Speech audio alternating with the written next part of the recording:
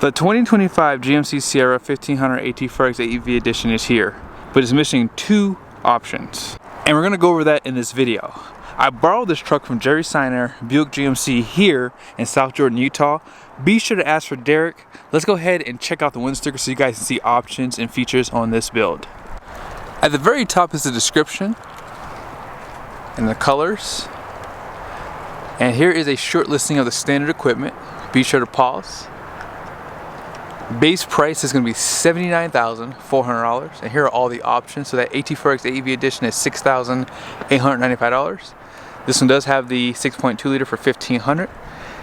Onyx Black was $495. The active exhaust comes a part of the 6.2 liter. This one also has the rear underseat storage for $295. Destination comes in at $1,995 with a total price of $90,975. And then on the very bottom here, here's the fuel economy numbers. 14 in the city, 16 highway, 15 combined. Let's go ahead and read the comments really quickly. You gotta be insane to pay this much for a half-ton truck. No truck's worth that much, so on and so forth. I'm pretty sure someone's gonna say it, so I figured I'll just say it now. Listen, I'm not saying that this truck's not expensive, because it is.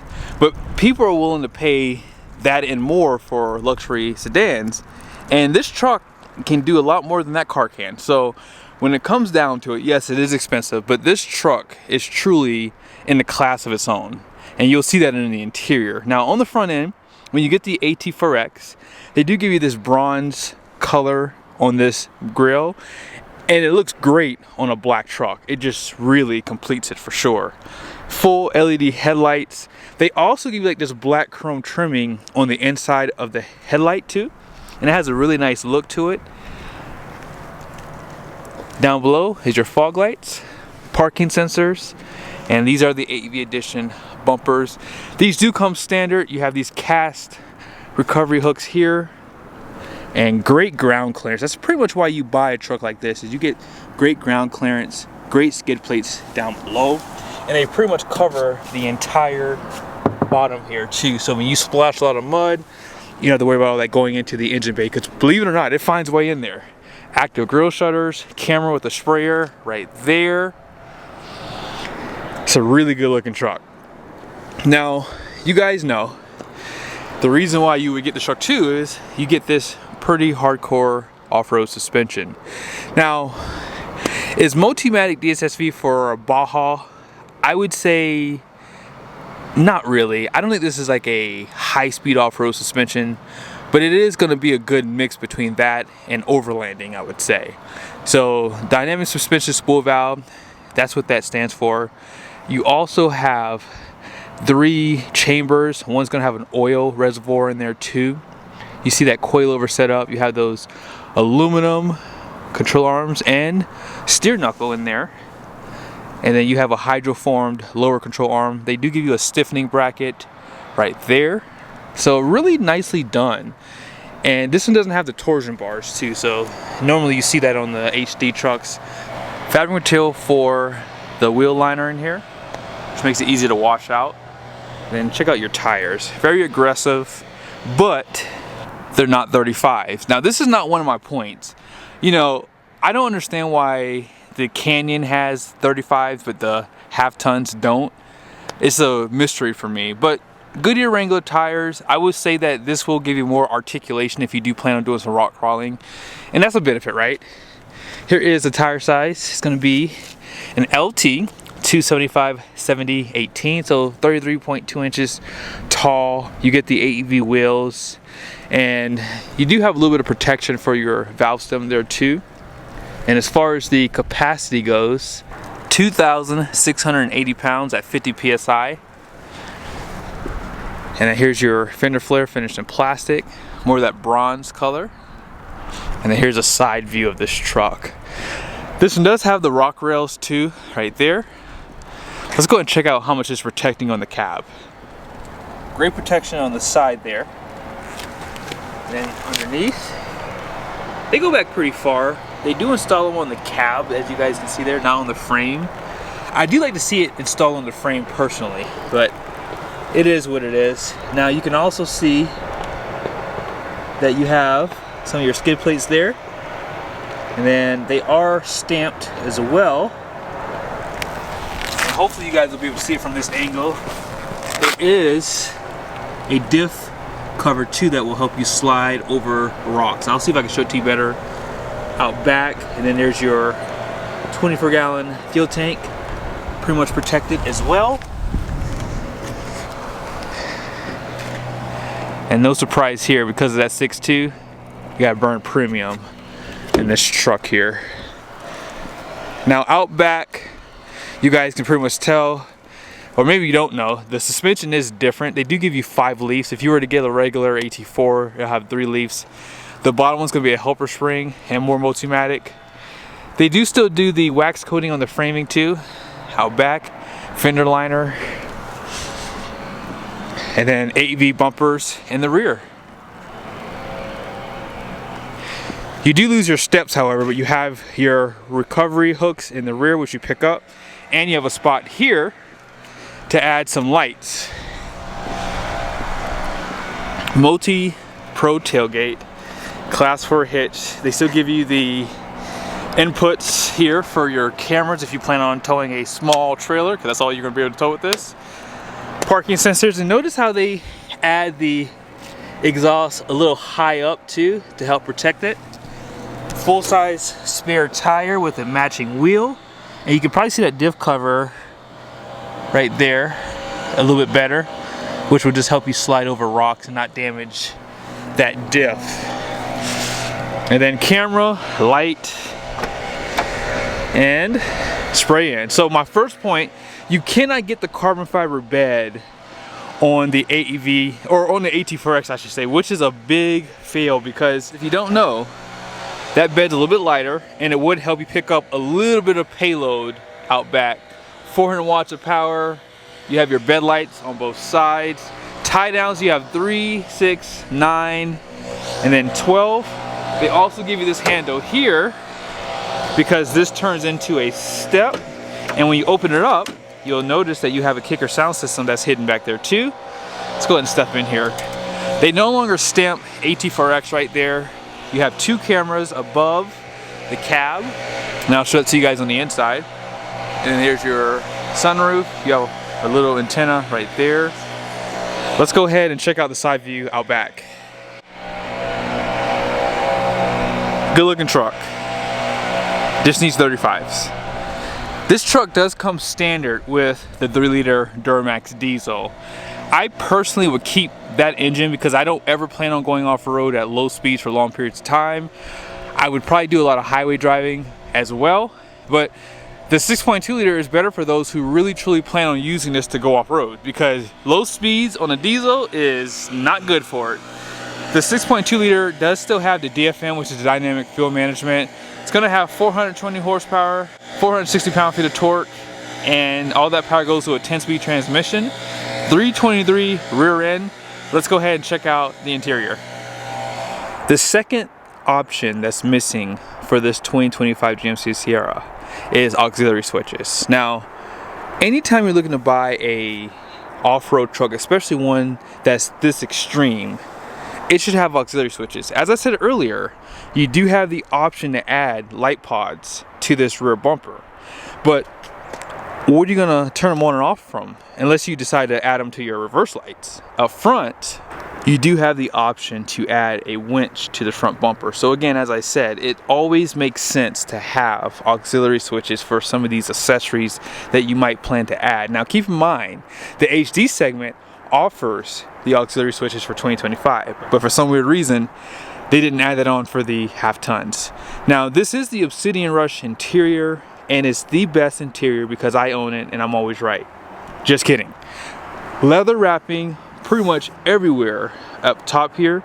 They did remove the leather wrapping on the inside of this door card here, but not a big deal. Most people probably never noticed it anyways. Bose speaker grill looks great. You have that black piano treatment here, black chrome here. The wood is porous and has a burnt effect to it.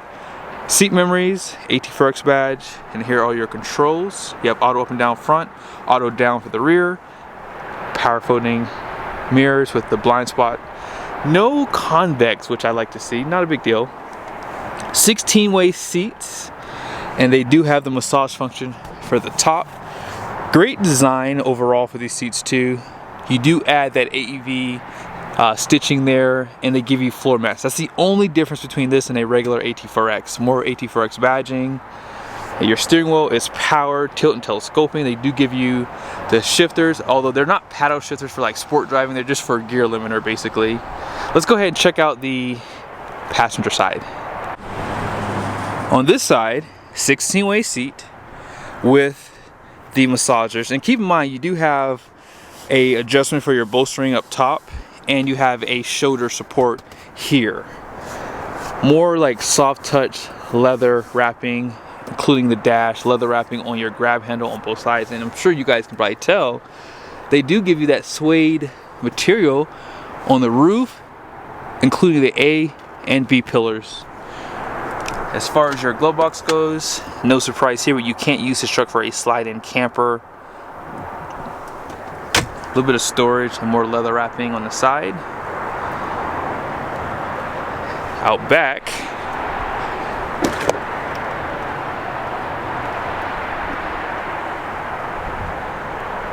"12-speaker Bose," and I like the overall design on the back seats. You still have those seat back pockets too, and these are the AEV floor mats. And can you guys see, I haven't seen a lot of trucks optioned with this storage here.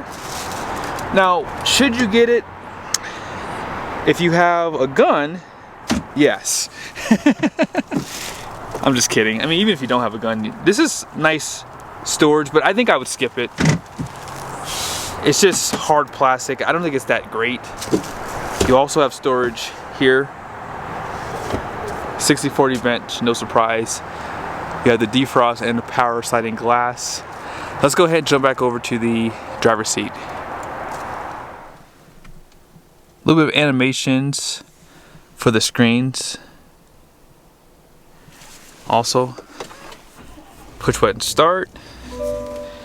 Now, let's just go ahead and talk about the drive modes. You do have 4 drive modes. Now, if you turn it into sport mode, you guys will see there, sport, that will actually make the exhaust a little bit louder. So you guys saw it had an active exhaust. That's how you pretty much turn it on. And it does work also in off-road and terrain as well. So this truck has the heads-up display. You can probably see it right there. This is a 12-inch screen, and then this is the 13.4.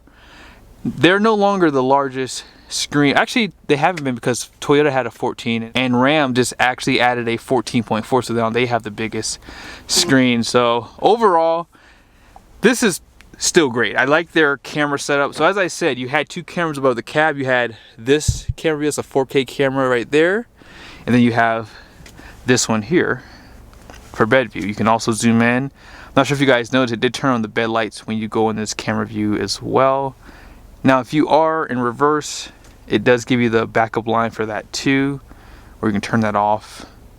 Back over here, you guys pretty much saw that you have a 360 or a bird's eye view right there.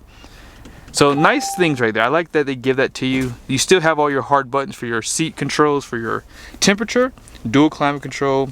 You have that front and rear locker, downhill assist, traction control, and you can't drop the bed, but it won't lift it back up from inside because of that multi-pro tailgate. Auto stop start, you can disable that if you like. Parking sensors, and this has lane keep assist right there.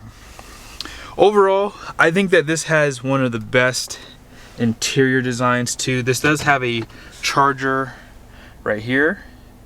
You have to unlock the phone, and it does actually show it to you here when it's charging. You see that little green icon. If you take your phone off, it should go away. Up there it is. And I like that because this one is a little quirky. Sometimes it works, sometimes it don't. USBs, you have 2 there. You also have 2 right there.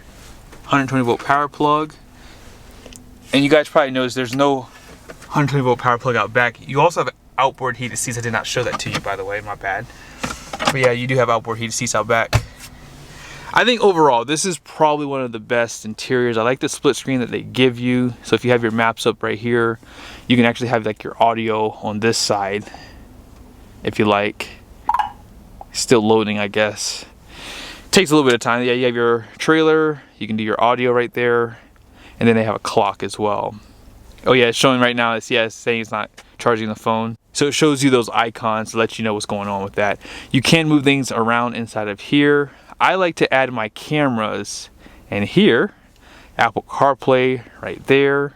And if you plan on towing a trailer, you can add that over there too. If you like to touch a screen, some people like to touch a screen for climate. They still give this to you. I'm willing to bet you though, in the future, when they do a redesign, this is gonna probably be what you have. They're probably gonna remove all these buttons. So yeah, overall, I think this is a nice truck. I think that for 90 grand, it is a lot of money, but right now they're discounting. You can get a discount on this truck. So it's not like you're paying MSRP for these. Let's go ahead and check out the numbers on the door.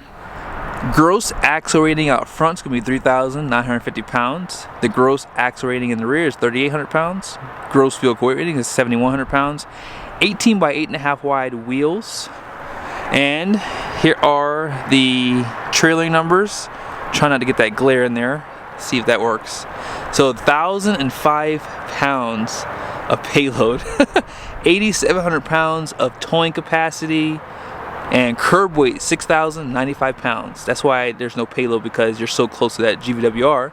And then 15,000 pound gross combined weight rating. And then here is your yellow sticker showing the tire pressure at 38 PSI all the way around. Let me know your thoughts on the points I made. Do you guys believe that they should add the carbon fiber bed and the auxiliary switches to this truck? I think it would be a great addition. I think the carbon fiber bed should come standard at this price with the auxiliary switches. It just should come standard. But they don't offer it at all. So hope you guys liked the video. Be sure to subscribe to the channel if you haven't done so yet. See you guys soon.